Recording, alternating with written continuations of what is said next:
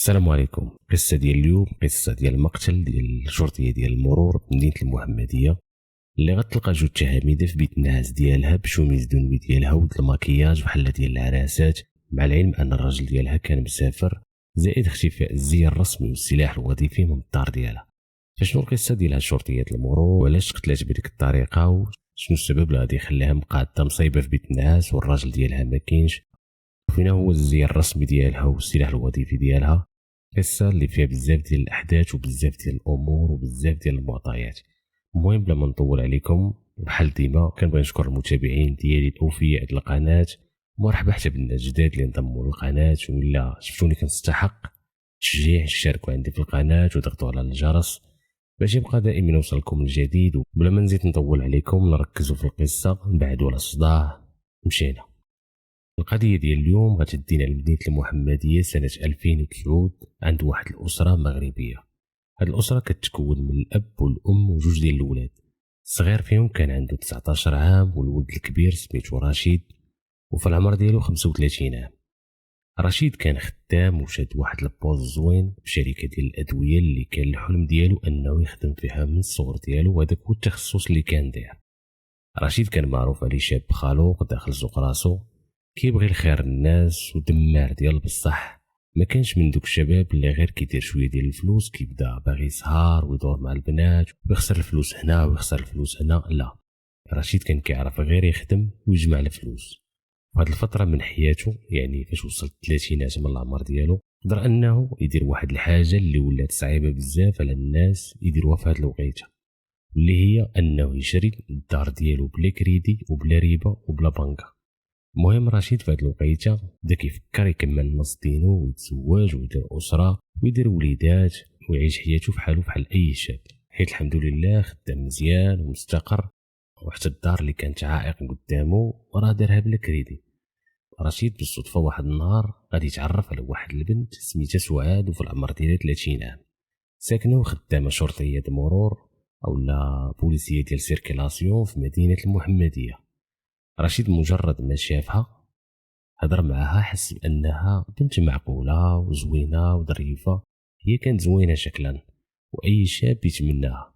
داكشي علاش ما بغاش يضيعها من يديه وطلب منها مباشره الزواج. سعاد غتوافق في البلاصه حيت حتى هي عجبها وعجبها داك الطموح ديالو. ورشيد مشى نيشان عند والديه فاتحهم في الموضوع ديال الزواج منها. حتى هما الوالدين رشيد فرحوا له بزاف وما عكسوش ليه، ما عكسوا له ما والو، قالوا له الله يسخر والله ييسر. العائلات تعرفوا بيناتهم واتفقوا على نهار الخطوبه الرسميه اللي حدوها نهار 1 شهر 2 من عام 2008. ركبوا فيه الخواتم واحتفلوا مع بعضياتهم وقرروا ان العرس غيكون من هنا لواحد شهرين. دازت ديك الفتره ديال الخطوبه كل تفاهم بين هاد الكوبل رشيد وسعاد، وزادوا عرفوا بعضياتهم كتر وكتر، وكل واحد فيهم عرف العقليه ديال الثاني، حتى وصل النهار اللي داروا فيه عقد الزواج. مشاو مع بعضياتهم يعيشوا بزوج في بيت زوجيه جديد. الحياه بيناتهم كانت بحال جميع الازواج، كيف ما كان فيها الفرح كان فيها شويه المشاكل العائليه والنقاشات، داكشي العادي ديال اي واحد كيتناقش مع المراه ديالو ولا اي مراه كتناقش مع راجلها. ولكن ملي كيكون الحب في العلاقه الزوجيه فراه بنادم كيغمض عينيه على شحال من حاجه. المهم بقاو غاديين على هذا الحال حتى نهار 13 شهر 8 2009. رشيد غادي يمشي ديبلاسمون في واحد الخدمه لمدينه الرباط غتصيفطو الشركه، وغادي يبقى فيها لمده ديال 3 ايام. غادي يقولها للمراه ديالو اللي في الاول ما غاديش يعجبها الحال، ولكن من بعد غتقبل الامر حيت ما عمرو كان مسافر وخلاها بوحدها. ولكن راه الخدمه هذه وما عندها ما دير، كيف ما هي خدامه تقدر ديبلاصا لبلاصه اخرى ولا مدينه اخرى، الانسان كيتبع الخدمه ديالو طرف ديال الخبز. المهم رشيد غادي يمشي لمدينه الرباط وغادي يبقى فيها لمده ديال 3 ايام. وفي الليله قبل ما يرجع لمدينه المحمديه، رشيد مع 4 ديال العشيه تقريبا غادي يهضر مع مراته سعاد في التليفون، سولوا في بعضياتهم على كيفاش داز نهارهم، شنو كيديروا، ديك الهضره اللي معروفه وصافي. من بعد قطعوا الهضره، كل واحد مشى كيقضي في الشغالات ديالو. وملي رشيد بغى يعاود يتصل بالمراه ديالو مع 5 ديال العشيه، سعاد هنا ما كتجاوبوش. صونا المره الاولى، صونا المره الثانيه، صونا المره الثالثه، المهم السيد عيط بزاف د المرات على مراتو سعاد، وما كاين اللي جاوبو، التليفون كيصوني ولكن سعاد ما كتجاوبش. هنا دخلو الشك في راسو، قال ربما تكون وقعت لها شي حاجه حيت ما موالفاش ما تجاوبوش هاد المده كامله على التليفون، وبالخصوص انه كان عارفه انها شاده كونجي وما عندها حتى شي خدمه ولا شي حاجه غادي تمنعها ما تجاوبوش على التليفون هاد المده كامله. يعني راه من مورا 5 وهو كيصوني حتى تقريبا 10 ديال الليل وما يزيد. داكشي علاش رشيد غادي يعيط للام ديالو ويقول لها تدي معاه هو الصغير ويمشيو للدار ديالو يشوفوا مال مراتو ما كتجاوبوش في التليفون كما وقع لها شي حاجه. داكشي اللي كان، مشات الام ديالو خو الصغير للدار وعياو ما يدقوا ويصونوا في دارو وتقول واش حلات لهم مراتو. وحتى من الجار اللي كان ساكن في الطبقه الاولى دقوا عليه باش يحل لهم الباب ديال الدار التحتانيه باش يطلعوا عنده يشوفوا مالها ما كتجاوبش، حتى هو ما غاديش يلقاوه وما كاينش. هنا غادي يسولوا الجيران اللي ساكنين حداهم عليها، ربما يشوفوها، ربما شافها شي واحد داخله ولا خارجه او لا تكون هضرت معاهم، ولكن هنا الجواب ديالهم كاملين غيكون لا ما شفناهاش. وغادي يقولوا لها بلي ما شافوا السعاد وما بانت لهمش. الام رشيد غتعيط لولدها وغتقول له شنو كاين وشنو قالوا لها الجيران، وحتى هو غير سمع الهضره تخلع وحس بلي مراته واقع على شي حاجه. والغد ليه مع الصباح غيشد الطريق من مدينه الرباط لمدينه المحمديه. شاد الطريق وبزاف ديال الافكار كيدوروا له في راسو، ربما كيقول تكون وقعت لها شي حاجه، ربما تكون كدوش وزلقات وطاحت على راسها وضيخه وطايحه في الحمام، ولا ربما يكون الغاز ديال الدوش فيه شي فويت دوخه بقات الطريق كتديه والطريق كتجيبو. كاع الافكار الخايبه طاحوا له في بالو الا داكشي اللي غادي يلقى عليه مراته فاش غادي يوصل. المهم رشيد مجرد ما وصل للدار غادي يحل الباب وتما غادي يشوف واحد المنظر اللي معمرو كان كيتصورو في حياته.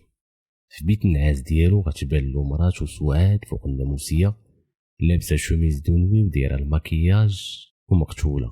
الجيران داك الصباح فاقوا على الغوات رشيد مسكين، جاتو هيستيريا ديال الغوات حيت ماشي ساهله تكون غايب جاي مخلوع على مراتك وحساب لك غير غتكون مريضه ولا سخفانه حتى تلقى السيده مقتوله لك في فراشك وبديك الطريقه صعيبه شويه. المهم جاو البوليس والشرطه العلميه وداروا الاجراءات ديالهم كامله، رفعوا البصمات اللي كاينين في مسرح الجريمه وبداو كيقلبوا واش كاين شي عمليه ديال السرقه في الدار، ياك ما تهزت شي حاجه، ياك ما ناقصه شي حاجه. واللي بان لهم من خلال البحث هو ان الساقطه ديال الباب ديال الدار ما مهرساش، يعني ما فيها حتى شي حاجه، ما دخل عليها حتى شي واحد صحا. هادشي كامل هادشي ما كاينش. قالوا لرشيد شوف الدار ديالك قلب مزيان ياك ما تكون ناقصك شي حاجه.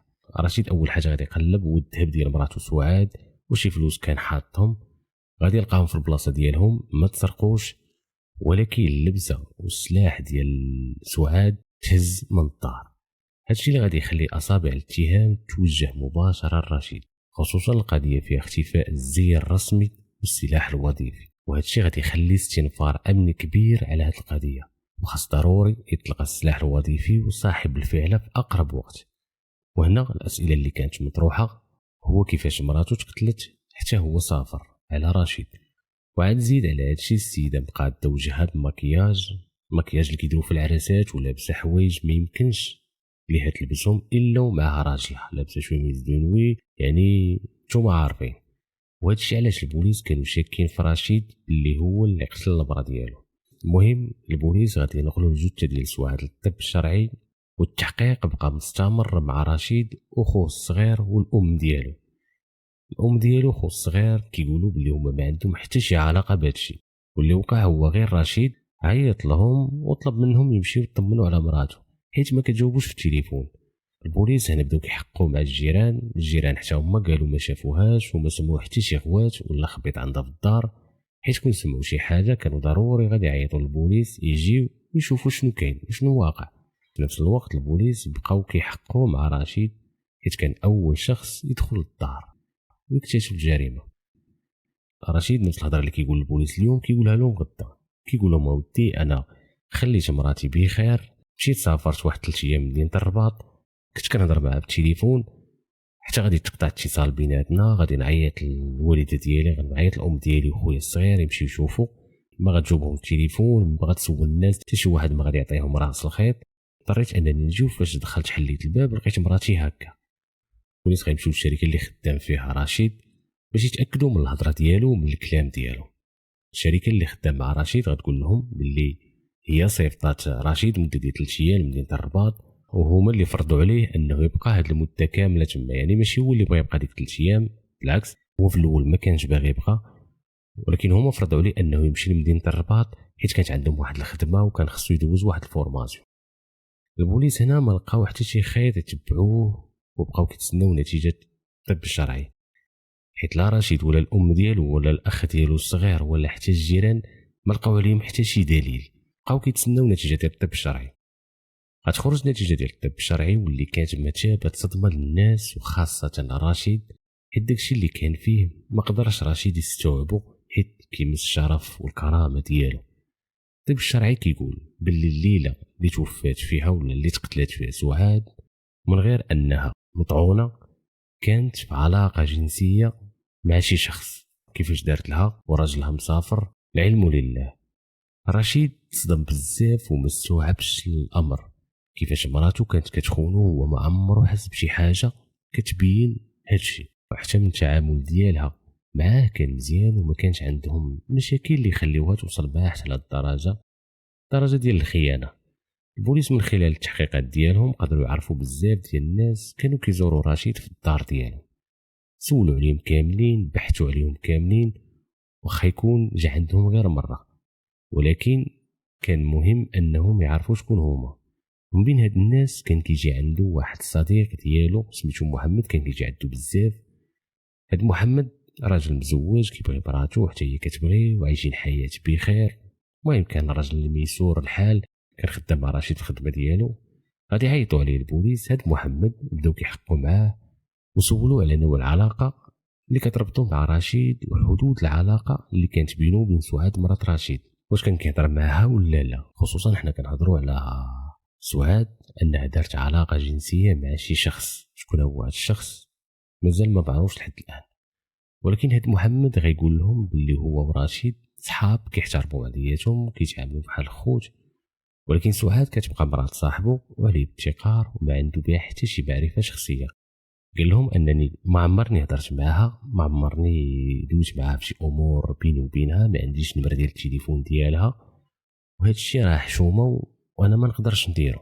رشيد بحال خويا، مرتو بحال اختي، يعني الا كانت شي هضره بيني وبينها فراه كتكون قدام رشيد، اما بيني وبينها فما عمرني هضرت معها ولا كانت بيني وبينها شي كونتاكت بيني وبينها ولا شي علاقه خارجه على الحدود.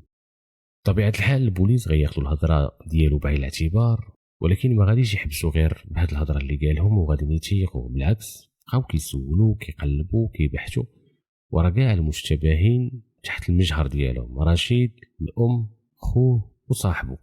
لحد الان هادو هما المشتبهين اللي كاينين في القضيه ديال اليوم، باش ربما يلقاو ولو مجرد راس خيط يقدر يعاونهم في حل لغز هاد الجريمه، حيت عليهم ضغط الكبير، خصوصا قضيه فيها سلاح وظيفي مفقود وزي رسمي مفقود وجثه ديال شرطيه ديال المرور.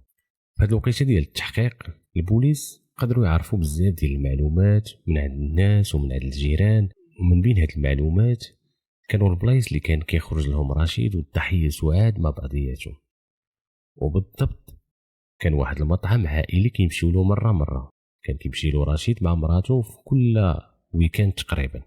غادي يمشيو له البوليس وسولوا على سعاد تما امتى جات اخر مره، وهنا قدروا يعرفوا باللي فعلا كانت كتجي هي وراجلها، ولكن هاد صحاب المطعم غادي يقولوا لهم واحد المفاجاه ولا اول خيط في هاد الجريمه، وهي ان سعاد يلاه شي ايام قليله جات تعشات مع واحد الراجل اخر من غير رشيد، واللي اكد هاد الكلام هو الكاميرات ديال المراقبه اللي كاينه في هذاك المطعم.